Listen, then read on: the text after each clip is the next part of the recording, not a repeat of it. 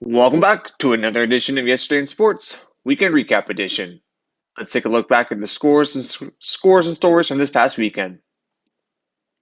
We start off with the results from the divisional round of the NFL playoffs.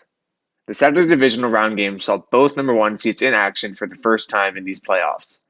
In the first game, the Ravens continued to roll through the competition, taking down the Texans 34-10 behind Lamar Jackson's 100-yard rushing performance. The Ravens will be hosting the AFC Championship game for the first time in their franchise's history.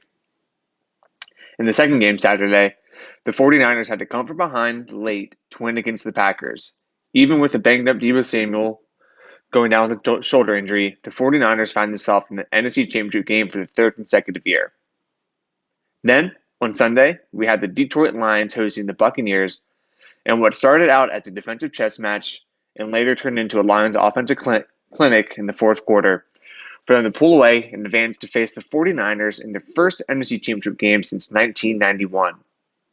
In the second game, Sunday, we once again had Mahomes and the Chiefs match up against Allen and the Bills, but this time it was in Buffalo. A back-and-forth affair saw the Chiefs come out on top after a missed game-tying field goal from the Bills late in the game. Kansas City is going to be going to their sixth straight AFC Championship game. Off the gridiron and onto the basketball court, we had 18 ranked teams in action on Saturday, and the 2024 theme of ranked teams going down continues on. Unranked Texas took down number 9 Baylor on a last-second layup. Number 24 Iowa State holds on to take down number 19 TCU on the road. West Virginia went court storming after knocking off number 3 Kansas. Number 25 Texas Tech beat number 20 BYU. Pitt beats number 7 Duke in Cameron Indoor for the first time since 1979. And number 13 Auburn blows the doors off of number 22 Ole Miss. And number 10 Memphis decided to keep themselves alive, to keep the theme alive on Sunday afternoon, dropping a close one to Tulane. Next, we head inside the Octagon as we had our first title fights in 2024. UFC 297 saw 4 of the 5 main card fights go to a decision. In the first title fight, we had Raquel Pennington successfully winning the women's bantamweight belt over Mayra Bueno Silva. And in the main event, middleweight champion Sean Strickland lost his belt to challenger Dricus Duplass in an amazing fight that went into a split decision. A lot of people think Sean may have won, but Dricus Duplass is your new middleweight champion. The college football transfer portal heated up again over the weekend, with lots of big name announcements over the weekend.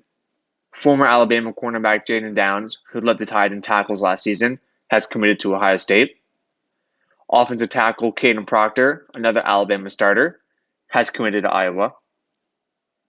But Alabama did get a big-time transfer back as Washington starting center Parker Brailsford will be joining his former coach next season in Alabama. And we also had a joint announcement from Arizona star quarterback and wide receiver Noah Fifita and Tatora McMillan that will be returning next season to Arizona after some speculation they may be leaving. We'll end the weekend recap with a couple other cool stories.